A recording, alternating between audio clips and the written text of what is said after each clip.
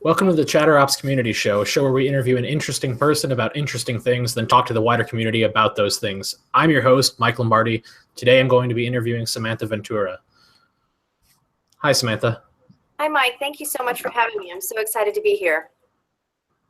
Awesome. So who is Samantha and what makes you you? Let's start there. Okay, that's a big question, but I won't go too far. We could be here all day.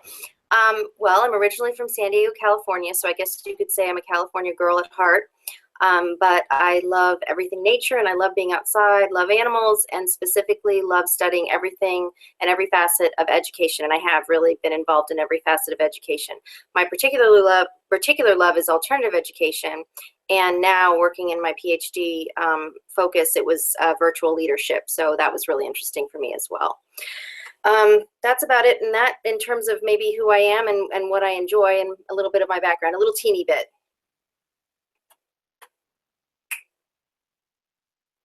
I'm sorry? Oh, you got muted, I think. I muted myself. That's how this works. So I said okay. Alternative education, you mentioned that. So can you talk a little bit about that? Because that sounds really interesting.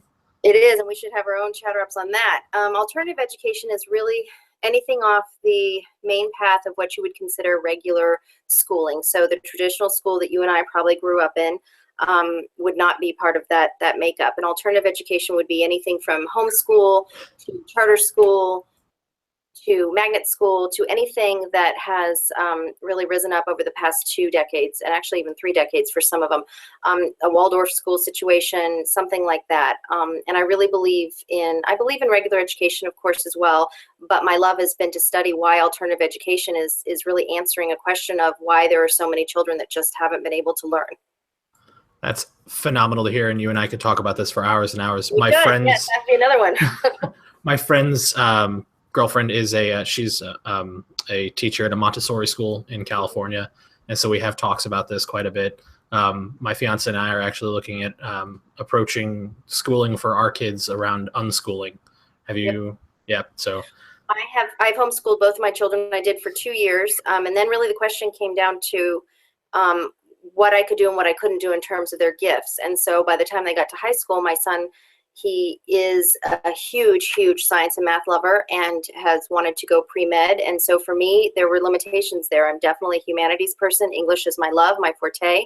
For my daughter, she's very similar, but for my son, there was going to be a trade-off. So we talked about it at length. And I think if you do it right, when it's a good situation for homeschool, it's a great situation. You can do so much with them, the time that you have with them, the things that you can do with them, the traveling that wouldn't be afforded to you if you were in a traditional setting. There's just so many benefits. I think it gets a really bad rap because, like most things, when they're publicized or when they're in the news or when we see them in the mainstream, they're surrounded by really negative memes or negative articles or things that have gone wrong. We don't often hear about the success stories, but they are there. And I would say for my own 2 children, they're a definite success story after being homeschooled for 2 years. Well, I looked into unschooling at some point. I can't remember how long ago it was, years, probably 3 or 4. But I was looking into it, and what I found was, I was like reading the description, I was like, that describes my home life outside of the public school system perfectly as a kid.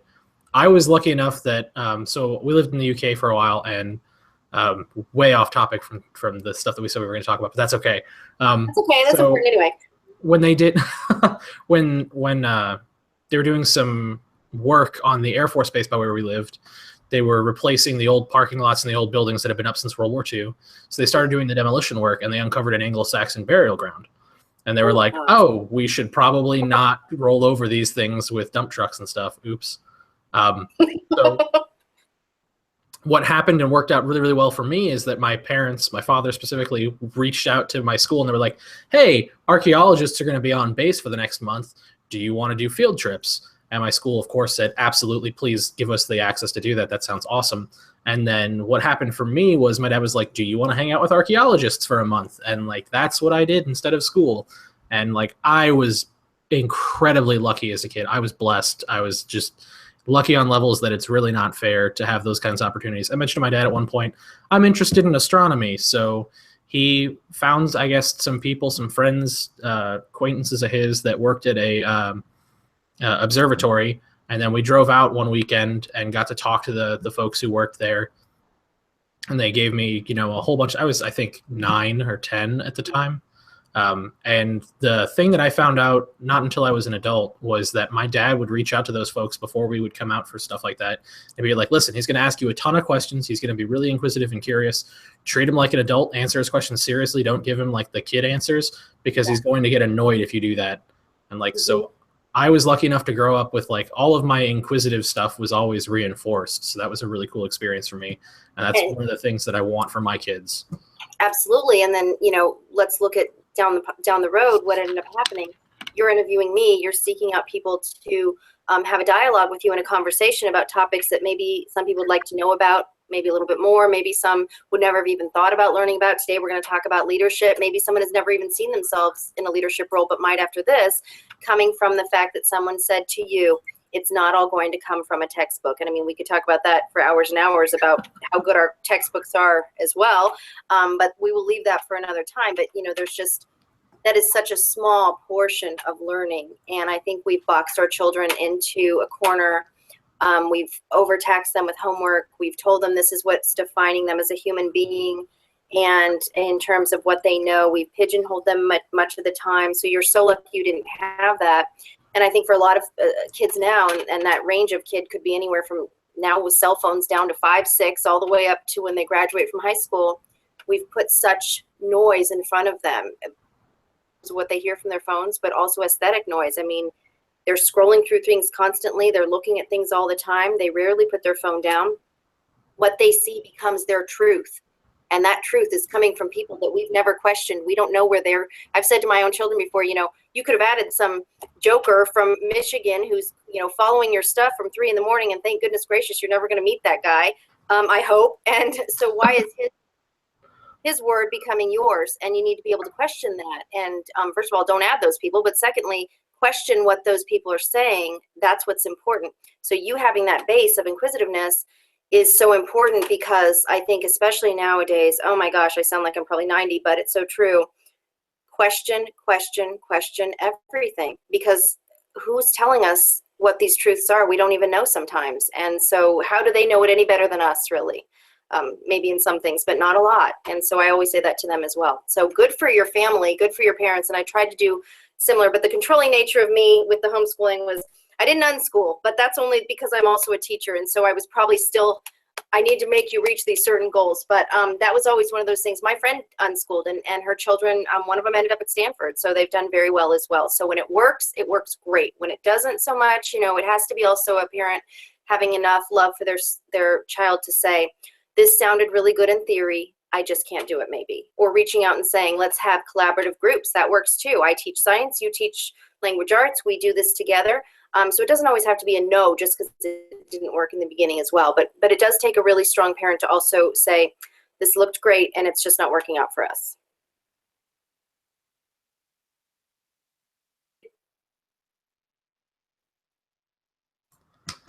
There you are. Rather than dig deeper into that, because again, we definitely could go on for hours and hours and hours. Yes. I'm going to grab a hold of something that you mentioned earlier is leadership, right? So I know that you've got a lot of experience and a lot of really cool stuff to share with us around that. So yeah. I was wondering if you could kind of talk about the work that you do and then some of the things that you've learned and you think people need to kind of get a better grasp of what we should be trying to grok better as we look at leadership and transformations and all of that sort of thing. Sure. Well, me being involved in higher education for 15 years, over 15 years now, you know, I've been in all different roles, and mentor, teacher to professor to just everything you could think of, and also working at the Department of Education, just different facets of education. So because of that, I've had a broad range of watching leaders at work and then becoming one myself and trying to figure out what works well and maybe things that didn't work so well. And one of the common themes that always emerged was most of the leaders that were not leading well did not know that they weren't leading well. So if you would ask them on any given day why they were frustrated or why goals weren't being met, honestly, they wouldn't have been able to give you a clear answer. They would be saying things like, I don't know, I put things in front of them and then I can't figure out why they're just not doing anything. And so often, so we look back and we see all these years of a transactional style of leadership where I'm going to give you tasks, you're going to check your tasks off, and we're going to call it a day, and then that's a success. Well, when you first are hired at a job, that's fine in the very beginning because you want to prove yourself. But as you start getting more comfortable to you not having any autonomy within your field, and that stifles your creativity. So when you first asked me to speak today, I was thinking, well, there's a lot I could say, but I honed in on 4 things, and one of them was this idea of that I find people ask me about all the time, and it's this challenge of bridging the leadership gap between your leader and followers. So both, and it goes both ways. Like, why is there's a miscommunication? Why does it seem like there's such a large divide often? It doesn't have to be there. So I was thinking about that one. I really want to talk about that. I also want to talk about soft skills. And it was funny when you talked to me about this when we were in Seattle. I think so much of the time we have such smart individuals, particularly in the tech field, but a lot of times they have honed their own skills by themselves at home, learning things because they're excited by them. They love everything about their jobs. They want to learn more, and so they very much push themselves independently. But because of that, lots of times, especially if they didn't have wonderful parents like yours that put them outside of the realm of what a normal classroom was, they don't have a lot of those soft skills. And so they've been often placed in these leadership roles. And this is what I mentioned when I saw you at the conference, placed in these leadership roles just because of the sheer reason that they've been there for 3 years or 4 years or 5 years, which is in the tech field is forever.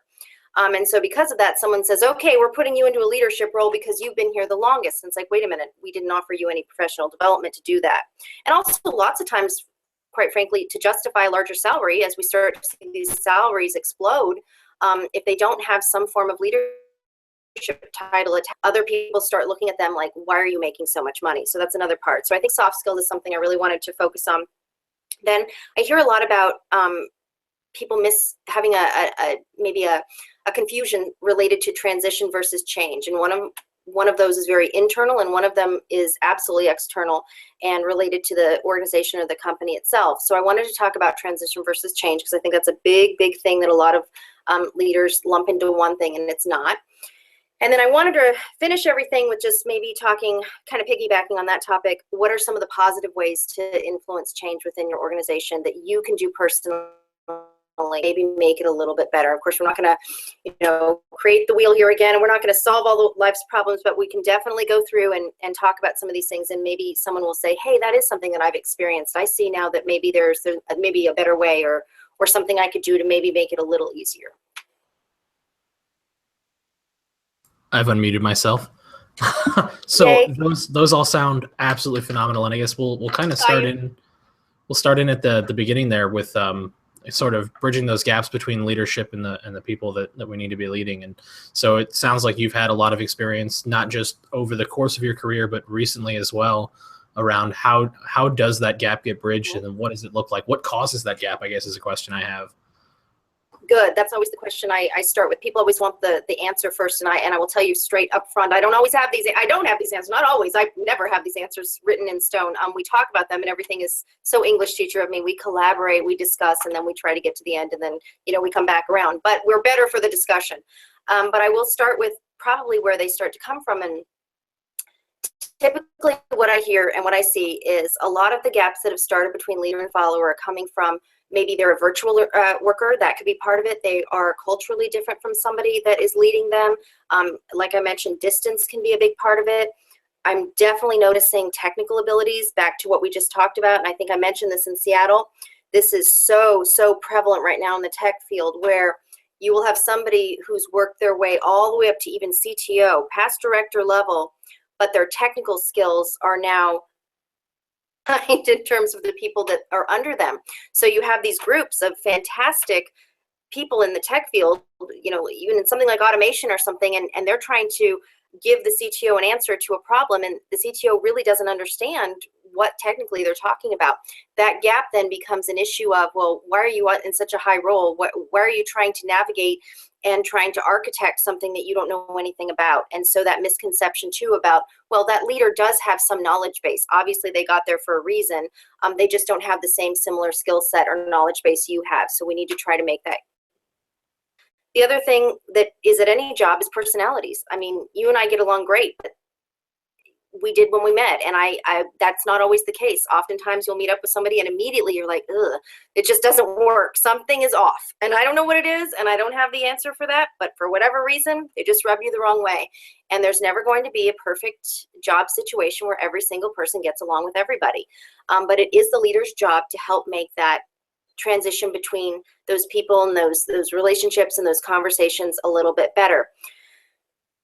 Let's go back to talking about certain leadership styles that in the past have not worked. And this is where some of these gaps have come from. You'll see, especially, and as we mentioned in the tech field, but we'll see this in higher education and in really any organization, this idea of a very passive avoidance style of leadership where I can see a problem, but I'm going to pretend like it doesn't exist, or I'm going to deal with it tomorrow. Well, tomorrow becomes next week. The next week becomes next month. Oftentimes, this really, really fuels a sense of anger and a misconception about how the team is working and running together. And really, it's just because somebody as a leader did not deal with problems as they were arising. And so they are an avoider. You can also have a style of leadership that's highly aggressive, where I told you to do something and you need to do it, which is so early 1950s. And we still see that all the time. You know, this yelling mentality where I'm going to be a leader because I now can, you know, yell louder than you. Nobody learns in that environment, and neither do adults. They don't want to be yelled at. It's counterintuitive. Go ahead. What were you going to say? I was going to agree completely. And one of the things that I found really interesting the last couple of years was that, I mean, even the military has sort of come to terms with this, right? So Stanley McChrystal wrote a book called Team of Teams, where he kind of talks about that, like there are some places and times for which the command and control model works, and that there are some things for which it doesn't work, right? And when you're talking about highly skilled people who have complicated workflows that they need to accomplish, where their technical understanding is greater than yours, trying to do command and control doesn't work. And then we know for a fact now from studies, psychological and organizational, that yelling at people is like the worst possible way to get them to accomplish a goal. Like it's almost an anti-motivator. It is. It really is. Well, and think about in your personal relationships. I often think leaders do not see that this leader-follower relationship is quite similar in many ways to your own personal relationships at home. Nobody wants to be nagged. Nobody wants to be yelled at. Nobody wants to be reprimanded. Nobody for sure wants to be reprimanded or any of those things in front of other people. So at what point would you think that that's going to create success? This is also then leading by fear, where I'm just fearful of keeping my job. I've always said to my own children as they were growing up, I want you someday when you find that wallet in the parking lot to return it because it's the right thing to do. I don't want you to return the wallet because you're fearful of getting caught. And that's something completely different. And I think in the work environment, we so often have put this idea in a worker's mind or a follower's mind that, and sometimes it's very under the radar. It's kind of just a suggestion where if you don't do it my way, then, you know, I could replace you. And that idea of being replaceable is horrible. And this is what people do. So they go home and every night they're like, I just hope I can pay for my upcoming wedding like you. And so it's like, I don't want to get fired, you know? And I think that's not nice, and it's not facilitating a good relationship. Yeah, there were a lot of the lessons that I learned early on around like what leadership should look like came from my father, unsurprisingly, and a lot of his stuff was informed by his time in the Air Force. And so like one of the two earliest lessons I ever learned about leadership were more pragmatic than theoretical. And the first one was everything that is good is the result of your team's work. Everything that is bad is the responsibility of the leader, right? And the second thing that I learned was to praise everybody all the time in public and to only ever counsel one-on-one in private. And because those were some of the first lessons I learned, like for me, they're a really bad smell test around like whenever I join a new organization and I start like sizing up leadership. Like the first time I see a person who claims to be a leader, like come out and criticize somebody right in the open before. So I'll caveat that because there are teams where you can have a high enough level of trust and safety to do that. Almost never is the case when you see it though. Usually because they don't follow through on all that either. Yeah. So I agree with everything you said, and that was great that you had learned that early. And I wish that everybody could have that experience when they're even younger. And as we were talking about in the school situation, can you imagine to not belittle and not make somebody feel badly about a mistake they've made. That would just make it so much better for them. But so the last one I was going to talk about was, again, back to that idea of transactional. So when you have somebody that works at a transactional or from a transactional leadership place, and they are looking at having contingent rewards, that's what it's called. I'm going to give you this, and at the 6-month mark, you will get this. Or I'm going to give you a task, and then this is what you're working for. All of the things, especially this one, but all the things I was just mentioning, all of those goals and those leadership styles promote work that is going specific towards the company. So you are working towards something that's going to benefit that company. Now remember, when we're hired, we know that's what we're doing. Most of us work for organizations, so that is a bigger picture.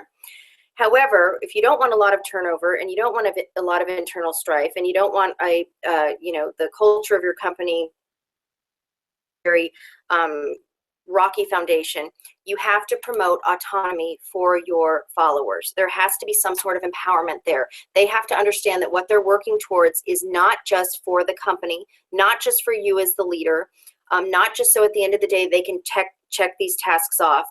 Years ago, that's what we would get in terms of our professional development. Okay, so did you get this was it? Did you get all your paperwork in time? No, that was me. And on time? No. Did you? I mean, it was all 5 things on my hand. It would be like, oh my gosh, I failed. I didn't fail. I had the highest review. So it's like someone liked me, but not this. And so it's like there is a balance. Yes, I have to get these things done on time. Those are goals for me to work on, but those are transactional goals, and I need to get better at those.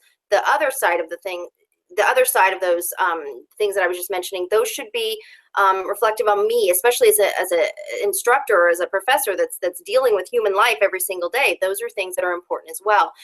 So I think all of those leadership styles are promoting something that is not good for that person who's really trying to, or for any person really, who's trying to be successful within their job because they want to be successful within themselves. And these wonderful organizations that even in the climate that was in ruin. I mean, we look at Southwest Airlines, where you can look at when that company started to do so much better, every other airline company was doing so badly, but Southwest was doing well. And what they were doing differently was focusing on their employee. And their goal and their base always, and I know people are going to say, oh my gosh, but it's true, came from this idea of what they would say, there's love in everything we do. And that's actually became one of their mottos and their mantras, which was our employees need to feel that we care about them individually. So our leadership will go from that point, and then we will go forward. Now, not everyone in an organization is going to work out every single time. And sometimes the best thing you can do for someone is cut the ties. There's nothing wrong with that. They weren't in the right place from the very beginning. But it has to be done with empathy and with compassion and with love. And when it is, and I know some people are going to think that sounds sappy, but too bad, it makes it better for everybody involved. And it also sets a precedent for every single other follower that's in that group, which is, for the time you have committed to this organization, we appreciate the time you gave to this organization when you were here, and we only wish you well as you leave. Oh, and it's not hard. It's just as easy to do as the negative side of things. But I think it's just been done so differently for so long. People find that to be fearful, or they'll say things like, oh, this is just a new style leadership that it just sounds way too, I don't know what, touchy-feely. Well, you know what? How did it work for you for all those other years? Tell me how it worked. So we touched on a couple of things. I don't go back and talk to my family members that are 60 and 70 and 80, and they say, wow, I loved every leader I had. They say, oh my God, my boss, right? So right. So we touched on a couple of things there that I find I find really, really interesting. Before I kind of dive into those real quick, I'm gonna kind of pinch them off for just a second. One of the people in chat asked, so why do you think, so we talked about leading by fear in the transactional leadership style. Why do you think people do that? I have like a kind of guess, but I'd like to hear kind of what your thoughts are on that. People lead by fear for 2 reasons. The first reason is they themselves do not feel that they probably have the same skill set as the person or the people that they are leading. So they are always in a state of fear that they're going to be challenged to not know the answers. Fear is a big dictator to why people lash out. And then the other reason is they have been led by that, like that before. So they're coming from a background where that had been modeled for them. And believe it or not, a lot of times it was modeled for them at home, it was modeled for them in the school system, and it was modeled for them by every other supervisor or boss that they've ever had.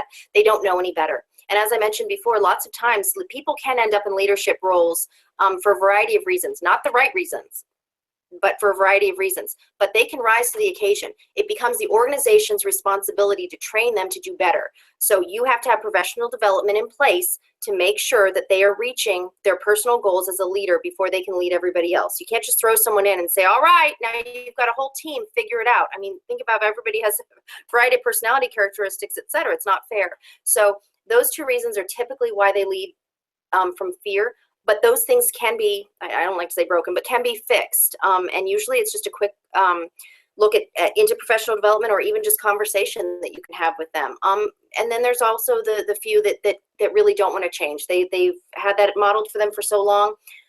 They don't see any other way as being a plausible way to lead. And that's unfortunate. I do not feel that that's right. And it becomes their boss, their supervisor, to say, I'm seeing a real sense of strife amongst your team members. What's going on? And then often we have that passive leadership that's gone all the way from the top all the way down, and that's where it starts. So they've been allowed to do it for so long, no one's ever questioned them. So the follow-up to that then is, and I assume that this is still probably, you say this is the most common leadership style that people have, and then moving away from it is something that everybody's kind of trying to work across? Or do you think that a lot of the fear leadership has been supplanted and it's not as common as it used to be?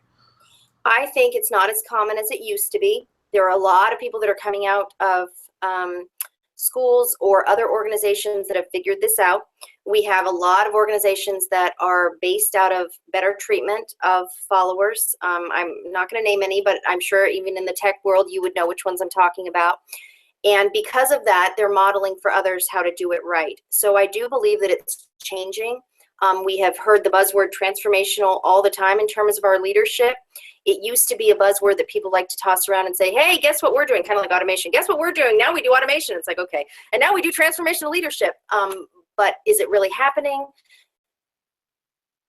That really, proof is in the pudding. You start to see how well those teams are doing and how well they're operating, and especially how broken down those silos are within those organizations. When you see a ton of silos all over the place, you know that the leadership is, again, going back to that idea of transactional and maybe even a little bit of fear for jobs and also for promotions, and they're vying and jockeying for those spots. And when you go into an organization, as you mentioned before, you look at the leadership style. I always look at the silos. If those silos are broken down, and you have cross collaboration going on, you have good leadership happening. So someone did something right. That is a really, really good tip that people can use whenever they join a new organization, or even if they're trying to assess their own organization. So I want to circle back real quick to two of the things that popped out to me earlier. One of the things you mentioned is that for a lot of people, hearing, that it could be merciful to send somebody off, and you just have to do it with empathy, and you have to do it, with caring and intentionality. So one of the things that I've always thought is that it's much, much better to do that than to drag somebody through a place where they're clearly not a good fit and they're sort of miserable, and they also make everybody else miserable, and it sucks for everyone. Yep. And regarding the whole, well, maybe that's just a little bit too sappy. I've heard those kinds of things, but I've always thought, like, okay, so what you're telling me is that you don't practice empathy? Maybe we need to work on that. Maybe that's where we should be looking right now as a team or as an organization. Like, why are we afraid to be open about the empathy practice? You have hit on something that I say every single time. It's like we're sharing the same brain right now, sort of. Well, we're sharing the same screen, sort of. I will say that I read this the other day, and I had never read this the entire time I was doing my PhD work, and this hit so close to home. It was the word empathy. Someone had written, at the core of every good leader is their ability to show empathy. And I really thought about what that meant. And I was thinking to myself, in every situation, that is so relevant. And you want to talk about being authentic as a leader. And you want to talk about being transformational. And you want to say that you're going to make your teams as strong as they can be. And you're going to give autonomy, and you're going to do these things. But you're not going to have empathy for what's going on for that human being on their own in their life. So you're expecting basically their life to completely revolve around their work, but you're going to tell them things. Be authentic with me. Tell me what's going on with your life. Tell me what's happening. Wait. Don't tell me too much. You still got work to do.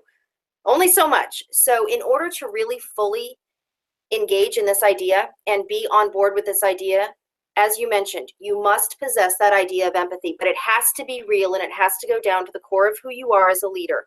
If you are going to practice empathy and you want to be considered a transformational leader, it has all the way down to when you are maybe letting somebody go or maybe promoting one over someone else. All of these things have to come from you seeing the people as human beings first. Because as I mentioned, you will always have people on your team, some of which you like so much more than others, because that's just the nature of being humans and why it's so wonderful that we're all so different. That comes with good and bad. But at the very core of who you are as a leader, if you are not willing to show that empathy, but also that respect to every single person, you probably have no business being a leader, frankly. And that's how I feel. And, you know, something I wanted to circle back to related to this too was when you start talking about leadership and you want to, someone said to me the other day, well, how do you define a successful leader and what does that mean? And I said, well, quite simply, you're really looking at what is the organization's mission? Because at the end of the day, most of us, the bottom line is we work for companies or organizations that do have a mission statement. And so we do owe them something. They pay our, you know, they give us our paychecks and we have to do something for them. But it's this idea of being able to produce tangible results that are going towards that mission. And how are we producing those tangible results? And that's where all of these things that we're talking about come into play. Did you have clear goals? Did you communicate with your team members? Were you open for them to come and talk to you? Were you yourself as the leader open for constructive criticism? Now that's a big one.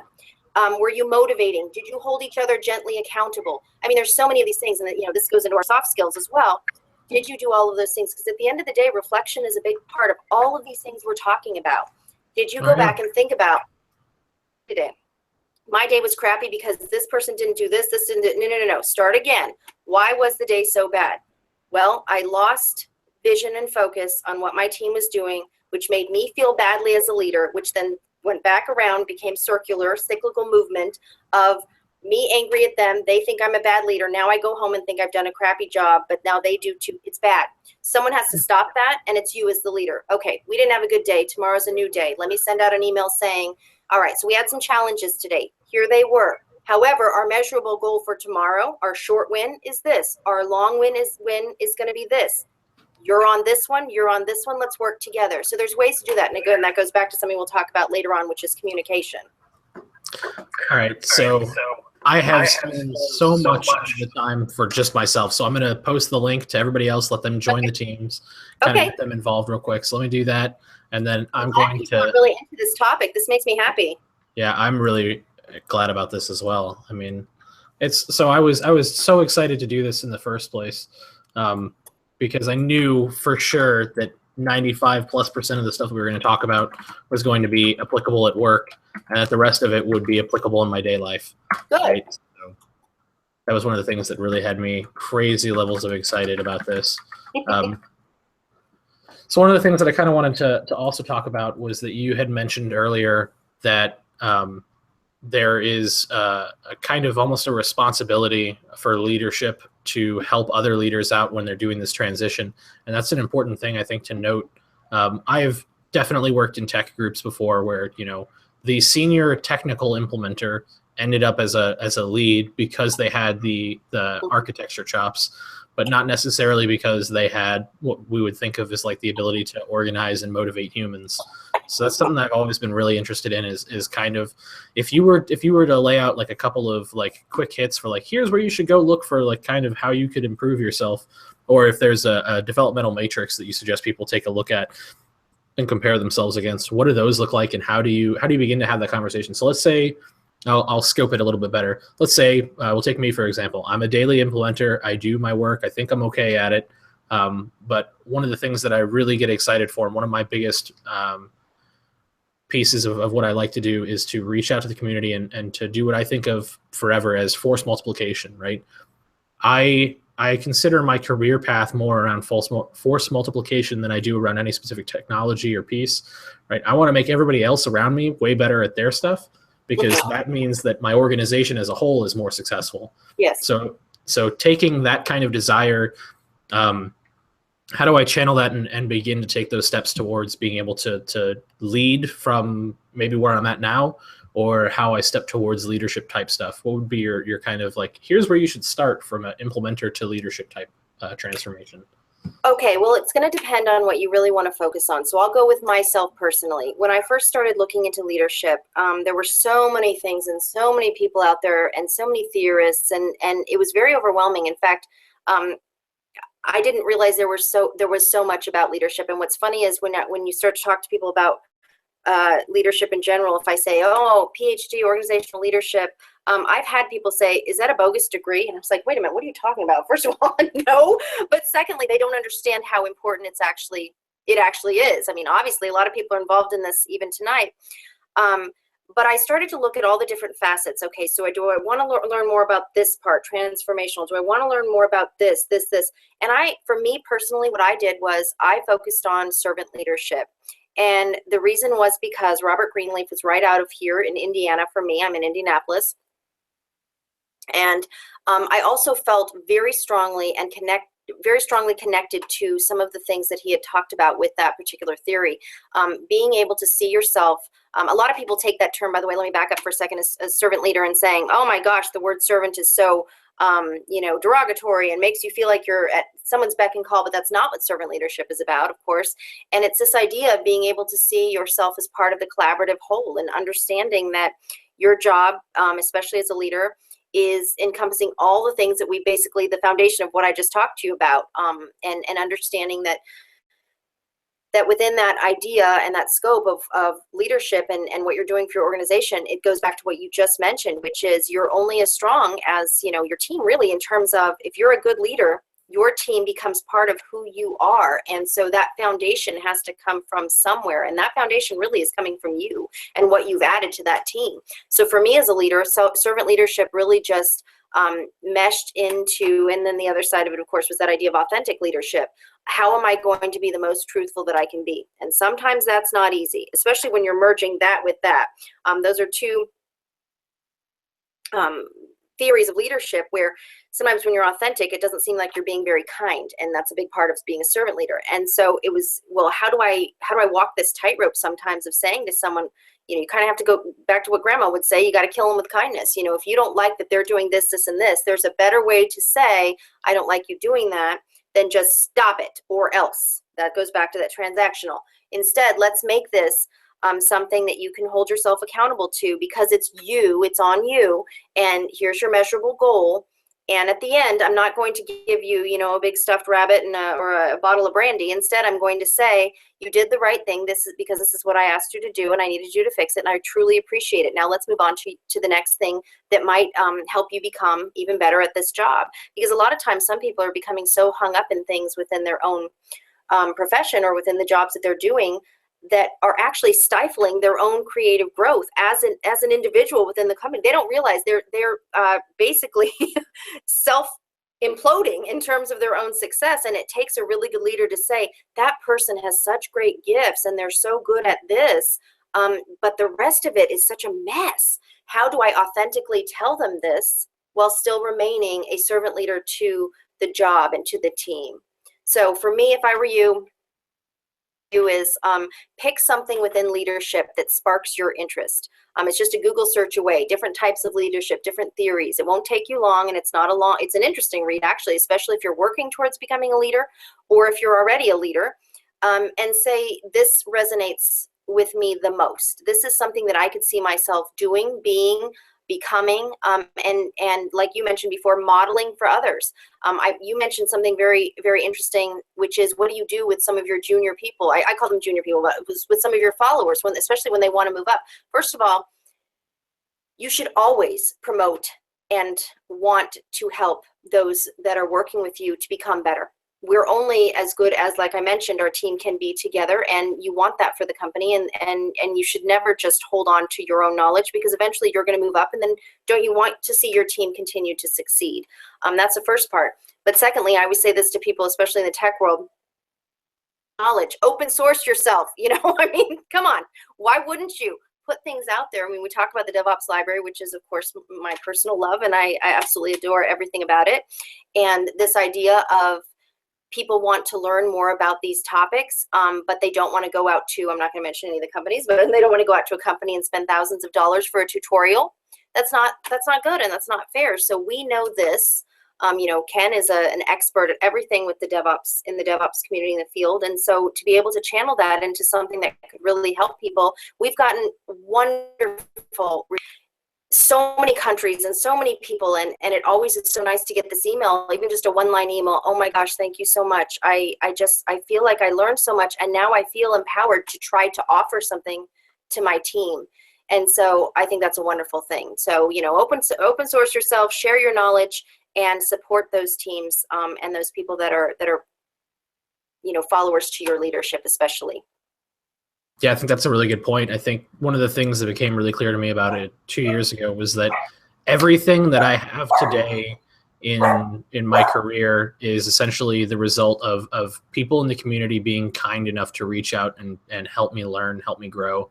I got almost nothing done that I have done today done solo, right? Except for all the mistakes, which are entirely mine and mine alone. Me too.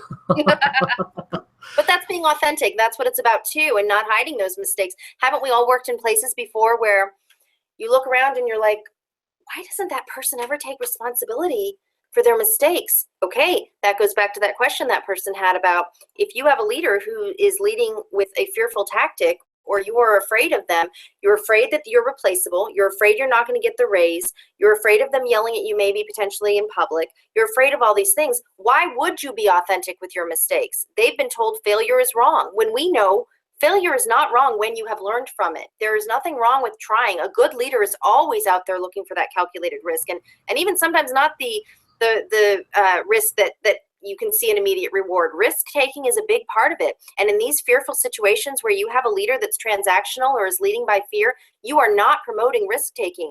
And when we talk about the tech field, goodness, if you are not willing to put yourself out there a little bit and take some of those risks and work on some of those things that are new and innovative and exciting, you're already behind the 8 ball. You're behind some of those other companies that are really stroking that idea of saying, please go back and make this better and make this more innovative and automate this or do this or that. And I feel sorry for people that are stuck in that every single day, because I can't imagine. I listened to a podcast a while ago with Sydney Decker on the DevOps Cafe. And one of the things that so the episode overall was kind of talking about restorative versus retributive culture, and some things around safety and some of the lessons learned that he had. Totally different field, not at all related to IT directly, right? But so many of the lessons that we've learned from industrial safety and from other applications come back to us. And tech is just really, really slow. We assumed, because we were a new industry, right, that everything must be wholly reimagined and that we would figure it all out on our own without looking at anybody else. One of the things that he said that I found that's stuck with me so well was that every failure mode that your organization experiences is more importantly an opportunity to learn, right? Stuff went sideways for a reason. And if the way that you treat a failure mode is to burn somebody, right, is to say like, well, the bad apple did the bad thing and therefore we will punish the bad person for doing the bad thing. What you miss out on is your organization set them up somehow to fail, right? Either the guardrails weren't up or the training wasn't up or the safety precautions we thought we had in place failed. And then rather than yell at somebody over it, if your response to that event is, oh my God, I can't believe we were able to blow up production. How is it possible that we set it on fire? Let's go look at that and make sure we can't set it on fire tomorrow, right? The change there, for me, it's a reframing piece, but it's also, it comes back to you're going to fail anyway. You're going to have issues. You're going to set things on fire. That's going to happen. But do you want to learn from it, or do you want to lose people over it? And it seems like you don't even have, like, once you've phrased it like that, like there's really not any discussion around which one should you do, right? Absolutely. And this, this segues, if we can segue, we'll maybe pass soft skills and come back to it, but is this a good time, or do you want to take a question, or? Nope, there's a lot of thumbs up in the chat, so I think we can move over. You're about to transition us to transitions? I was going to go into transition versus change because you just brought it up. Yay. And it's so funny when you talk about organizations that are so against this idea of change or so against maybe facilitating change because they've seen so many others fail. And the statistic out there right now is about 70% of organizations that attempt a large change movement fail. And the reason is because they do not understand the difference between transition and change. So we look at this idea about change being external to what the company wants to happen. So usually it's an action plan, some sort of a strategy, it involves goals. It's definitely related to what the company sees themselves doing later on. And so usually you get these executives that come in and they kick it off and they throw around t-shirts and maybe you get free cheap pizza and you're all excited about it. And then everybody goes, ah, then they get back to their desk and they're like, two things. Sometimes people who love change, I love change. A lot of people don't. Sometimes people who love change are fine with it. But there's others who, even when it doesn't affect them much, are still kind of like, wow, what does this mean for me? And they start to process it. And that's where that other side of the transition comes into play. One being external, the change itself, and then one being very internal, which is related to this like psychological process of transition. For children that did not do well with change when they were younger, lots of times this has now built up and manifested itself into a direct and distinct fear of what's going to happen. And even more than that, people that actually like change will sometimes hear what's coming down the road in terms of their organization or their company, and they hear, wow, we're going to start automating things in HR, and everybody's like, wow, this is so cool. We're going to be right on the cusp of something innovative. Okay, this is cool for everybody in the automation department. Let's talk to the people in the HR department, because the two people that are going to stay is the director and the person under the director. Everybody else is like, wait a minute, what did they just say to me? What are they actually saying? That fear is coming from that internal look at things weren't explained to me well. Nobody came and spoke to me about what this meant for me personally. Everybody's jumping around, cheerleading it. We're having pizza about it. But this could be my livelihood. This could be something that's impacting me as a human being. Now go back to what we just talked about with leadership. Someone did not value that group of people or that person even individually to say, I realize that work is probably half, maybe even a little bit more than half of your life. Let's be honest. And now I just basically told you, I'm moving you, if this was moving from house to house, or I just burned off half of your house, or I just did this, this, and this. And then they didn't give you time to really process or think about, or any tools to help you get on board with it. They just expected you to be fine with it. They didn't make to themselves your feelings relevant to them and to this entire process. So, those are some of the reasons and the problems that we see so many people immediately dig their heels in and say, I'm not going to do this. That can also rock the foundation of the cultural component of the organization, because then you get dissent. And then at the water cooler or the break room or walking, if you're in India around the canal, just having a chat about it, suddenly it's, I hate my job. I'm going to be looking for a new job. No one ever told us this was happening. I didn't want to, even something small as this, we moved from the parking garage here. Now we're going to move 3 blocks down to a different parking garage. It's like, okay, well, you know what? In Indianapolis, that's 6 months in snow. I don't want to walk 2 or 3 blocks. Furthermore, I don't want to be walking at night if I'm going out to my car. These are things that someone higher up that maybe isn't even in the same area as us that are making these decisions have not. It's a better way to say, okay, well, we've allowed thought for these things. This is what we're going to do related to this.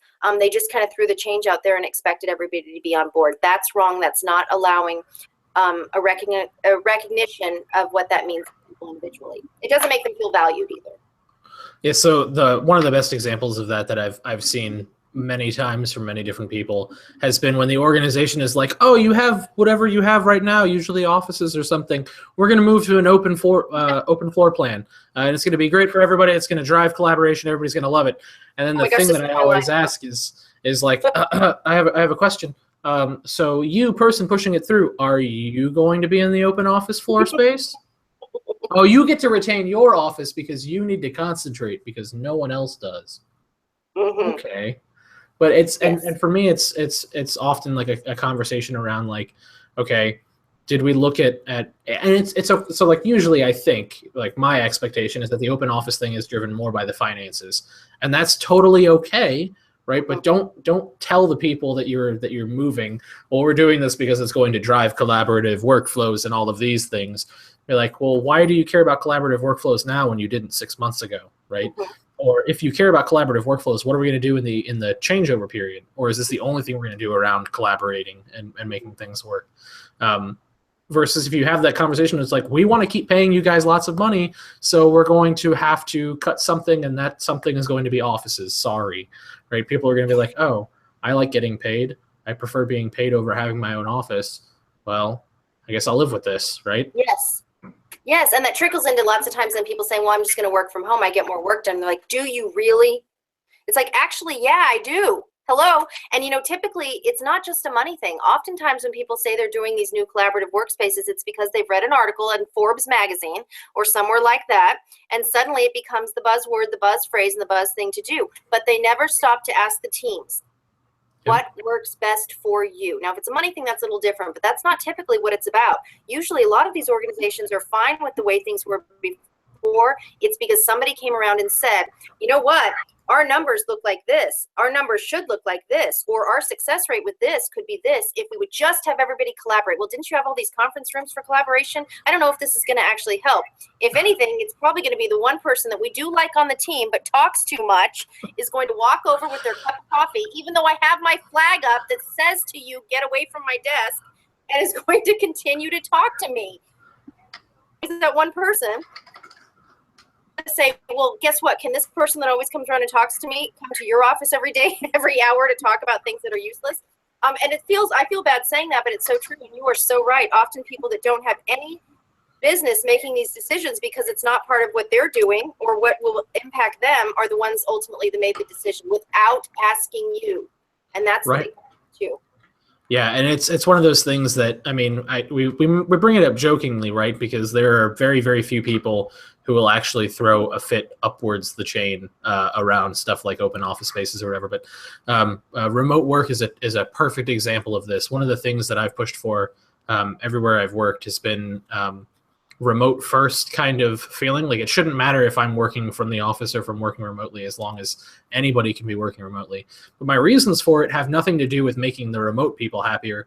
It's just that I have yet to work at any organization where we weren't doing tribal knowledge leaky transfers via person-to-person discussions in the hallway, where I'm not inordinately frustrated an hour or two later. And I've been the person who's done this. I've walked to people's desks because they're physically available and been like, hey, I wanted to ask you about the thing. Here's what I've been working on, blah, blah, blah, blah, blah. Do you know how it works? And then they'll explain it to me in great detail. I'll understand it well enough to go fix something. 2 hours later, another teammate will be like, hey, I ran across this problem. I'll be like, oh, yeah, I just worked on that. Go ask Tom. He knows. Yeah. Mm-hmm. I don't remember. Versus if I put it in Slack or something where people can back out later. I mean, that's so much better. We have another question from the chat, which is, so how do you approach somebody who's set in their ways that's kind of trying to resist the transition or change? Like, how do you do that from like the leadership perspective? What does that look like? It's such a good question. One of the earlier theorists was William Bridges, and he had 3 parts of this stage of transition related to change, and there were endings, exploration, and new beginnings. And so when you talk about endings, and to the point of this question, or to answer this question, when you are dealing with somebody that is absolutely resistant to change, you have to be able to, as the leader, address these 3 parts of it. First of all, this idea that there was an ending. You need to go and have, and the communication is what is going to go through this entire process of all 3 things. You must be able and willing to communicate. This goes back to that idea of transformational but authentic leadership. So something is ending. What is ending for you? Okay, so if you're losing your office and now you're going into collaborative workspace that I hate, but a lot of people say,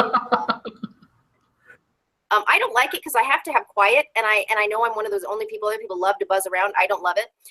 If somebody told me that I was losing my office, that would be a huge change for me. In fact, would bother me for a very long time. However, it would bother me less if I knew why, and if the reasoning was given to me in a way that addressed them, acknowledged it important, and I am losing something.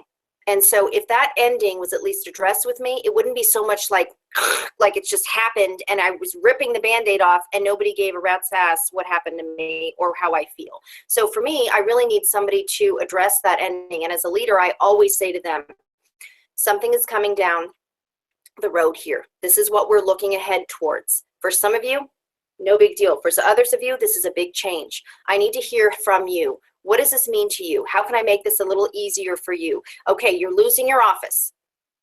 for you? So we have room on the second floor. Would it be better for us to put up a little area where if you want to move downstairs to the second floor and you have your Slack open or something there where I can always get in touch with you and you want to come back and forth, hey, okay, so what can I do to make it better for you in terms of that?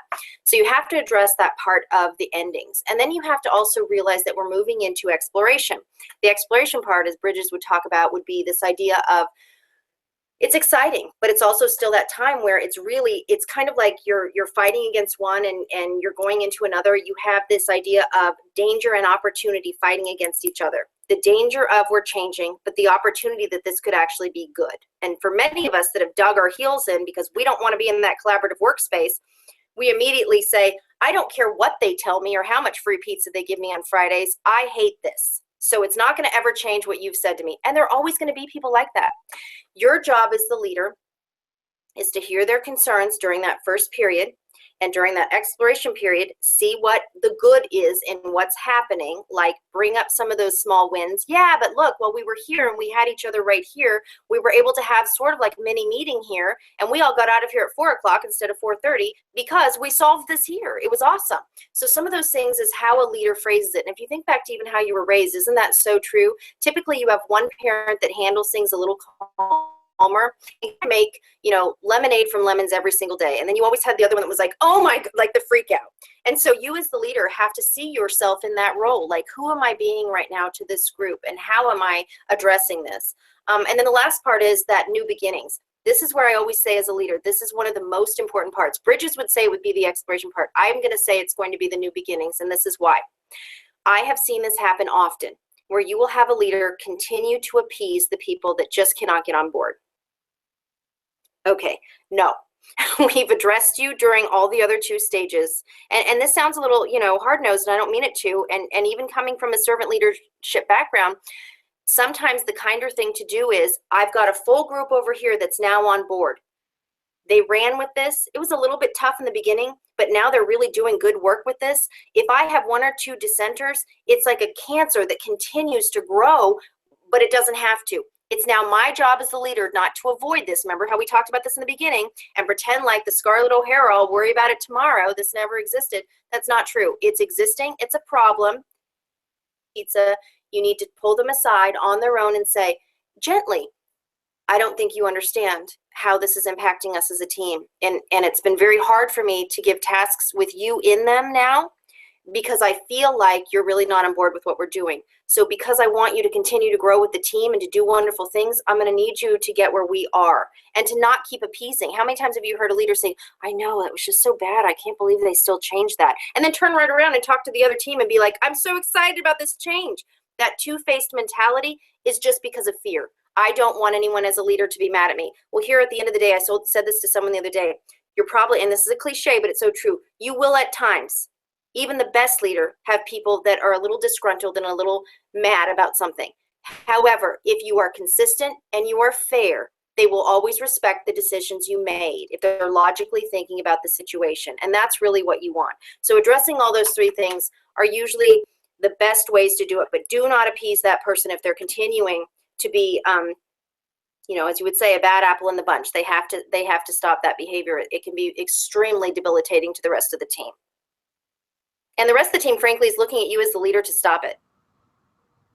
Yeah, and that's one of the things that I find is interesting but hard, right? Because everybody's trying to balance the effective leadership versus the social pressures of not driving like a disagreement or conflict.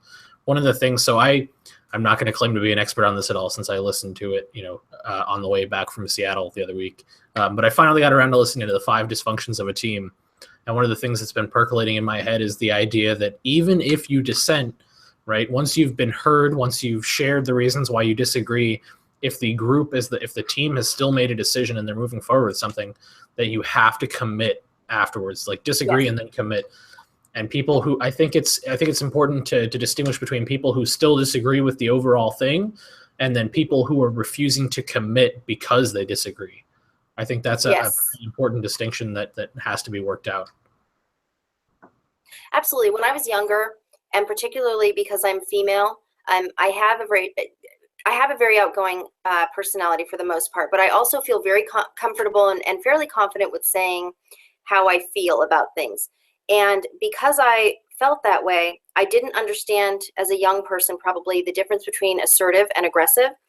And I also felt probably as a female, to be perfectly honest with you, some people will probably say, oh, here we go with the gender card, but it is a very real thing for those of you that are male listening to this. It is very real, and we should have a ChatterOps on this later on. But I was very aggressive at times with that idea of I need my voice to be heard. And also I need to make sure that they know I did not think this was a good idea. And it's like, okay, at the end of the day, Samantha, they heard you. They recognized you didn't want this to happen.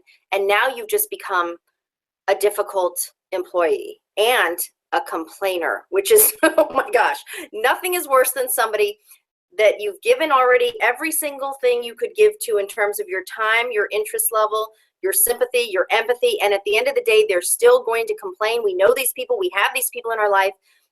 They bring a very negative vibe to the team.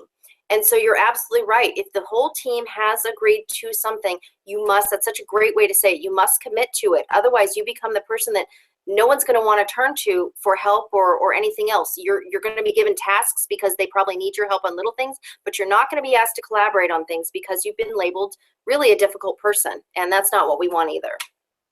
It doesn't help you. Yeah, and so kind of, no, that's true. And so kind of a follow-up thing that I want to make sure that I'm really, really clear on is that there is a bias and a really unfortunate thing that I didn't notice in the workplace until I worked day-to-day with the female partner on our automation team. I hadn't been exposed to it enough to see it until then.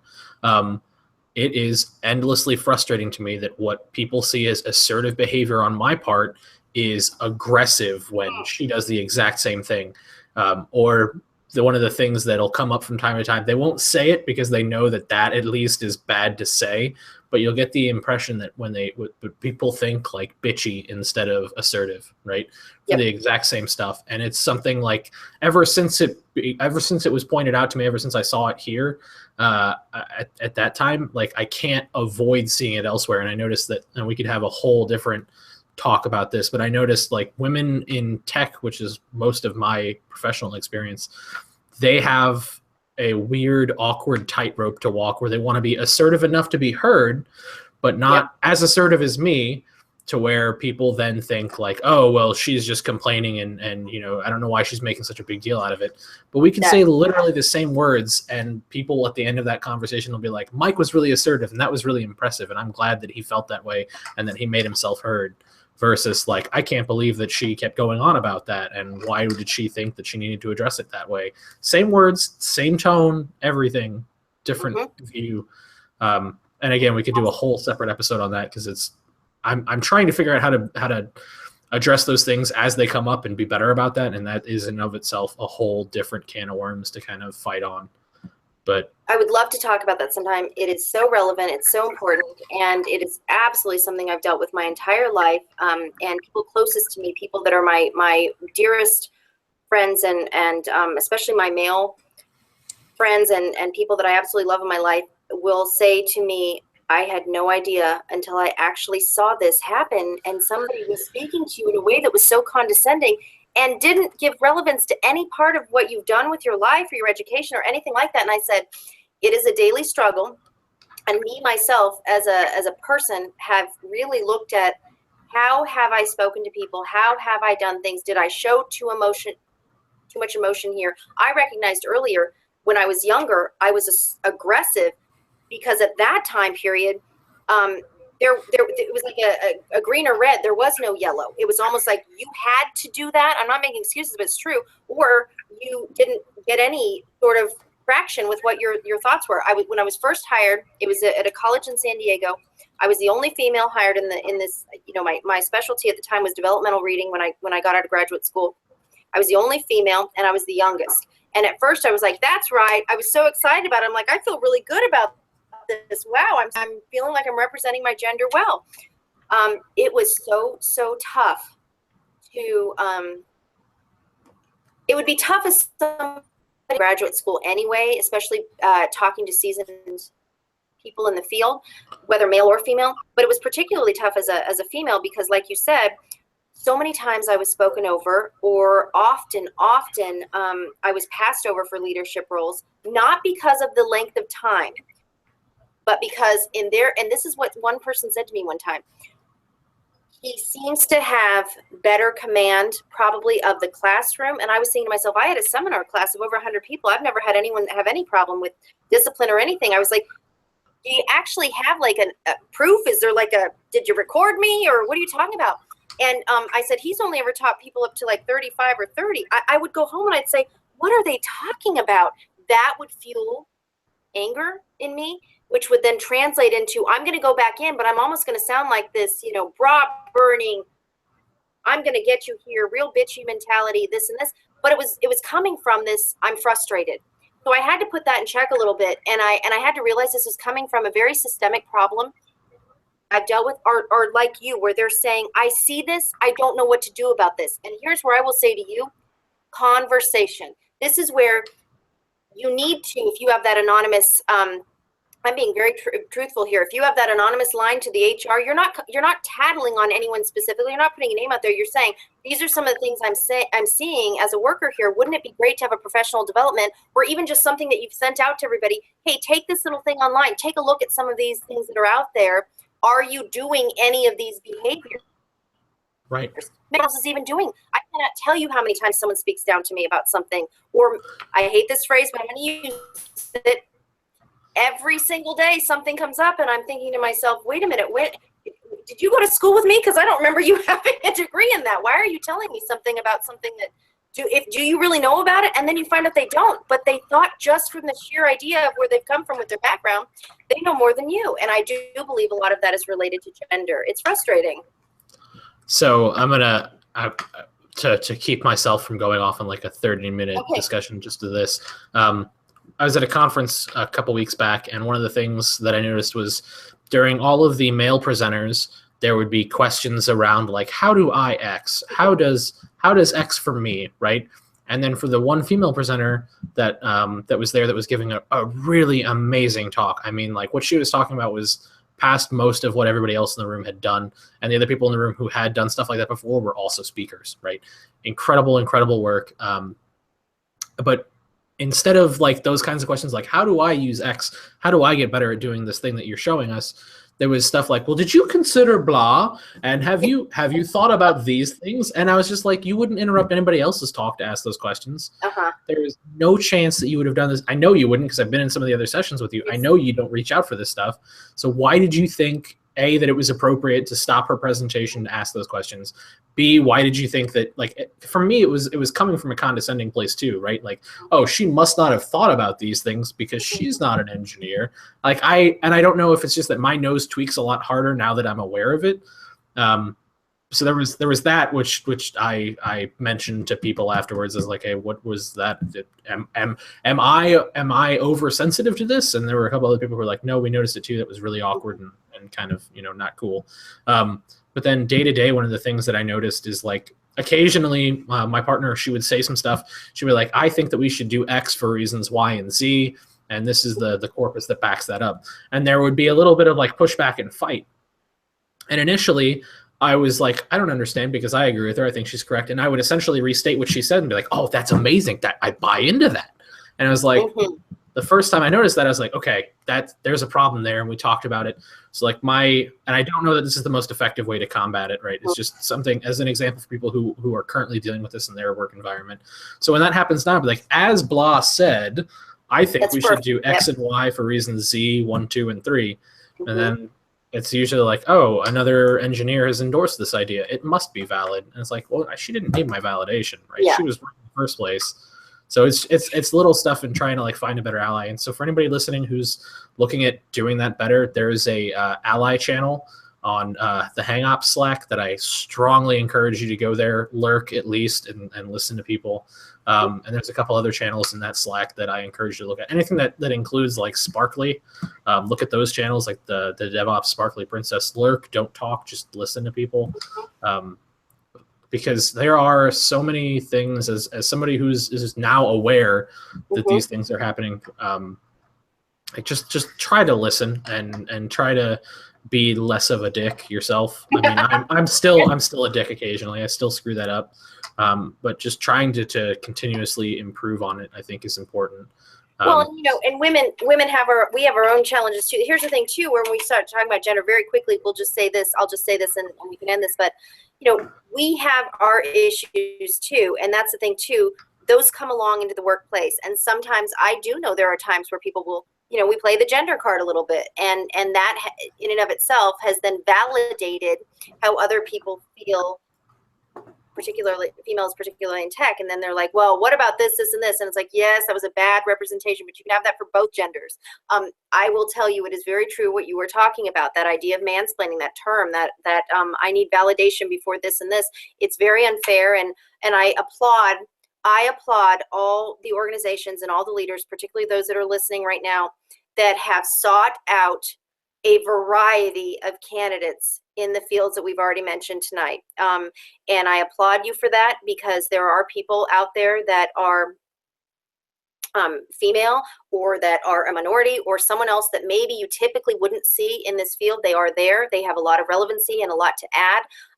You know, we talked about this earlier. Well, they're not in the channels that I've seen, and they're not there. Well, you like you said, you created the channel. So are you telling me it was already broken? What comes first, the chicken or the egg? Your problems or the channel? So, I mean, there are things about that we will deal with, so we should deal with. So we'll talk about that later. That's a great topic, and that's one of the ones that I look at too when we talk about leadership, but that's a whole other facet, which is wonderful too. So I know we're probably at the end. We haven't talked about soft skills. We haven't talked about positive ways to influence change, but you tell me how much time we have. We are about 10 minutes over, unfortunately, but so what this tells me is that there's a huge amount of value in having this discussion, and I think we should totally do this again. Have a part 2 follow-up in a month or two after we've had some other guests. And, it has been so amazing talking to you and learning from you. Thank you. I've got some actually actionable kinds of things that I can take back to my organization tomorrow and say, okay, here's the things that I learned last night. Here's the stuff that I want to work on. Here are some things that we need to be more aware of as we're looking through, because we're going through a transition right now, right? And so, you know, there are totally places where we have gaps that we need to address, and how we can go about those. So I've learned a lot. I'm sure the community has. There were several questions that came in that everybody. So every time you answered a question, there was, you know, thumbs up that came after it, and like, totally, thank you. I'm so glad to hear this, that kind of stuff. So I'm sorry. Go ahead. Anyone that has any other questions, Samantha at DevOpsLibrary.com. Please feel free to email me. I'd love to hear from you. Visit the DevOps Library if you're interested in anything related to tutorials for DevOps. Of course, I always have to get a plug-in for that. And, you know, for me, if I could just leave one takeaway, it would be, as a leader, consistently role model what you want your followers to do and be very authentic, and in terms of your communication and your expectations for that person. Make sure you're celebrating their successes along with them, and helping them gain that momentum. And of course, as I mentioned before, be open source with what you know. Share your knowledge so that we can create better leaders that are coming after you, because that's really the ultimate goal. So again, please feel free to contact me with any questions. I had so much fun, Mike. I'm so glad that you asked me to do this, and I'm happy to come back for any other topics. So please let me know. All right, I 100% you'll be back on the show. I know for a fact, because I still have so many questions, and we could have had a whole separate conversation around learning and teaching and everything that goes into that too. So, okay. So like you said, we can find you on the internet at Samantha at DevOpsLibrary.com. Yep, that's where you should find me. Okay, and then the DevOps Library itself is DevOpsLibrary.com, right? Yep. Okay. That's it. Cool. So you can find me on Twitter at BarbarianKB. I'm in a lot of different Slacks as Michael T. Lombardi. So if you just look there, you'll probably find me. You can find this project on Twitter at ChatterOps.org, on GitLab as ChatterOps, on SoundCloud at soundcloud.com/ChatterOps, or you can drop us an email at chatteropsorg@gmail.com. So thank you so much for all of your time tonight, Samantha, and for everything that led up in the last couple of weeks around the conversations and everything. And I'm really looking forward to talking with you again. Okay, great. Thank you so much, and I hope to talk to you soon. Take care, everybody. Thanks for watching. You as well. Bye. Okay, bye.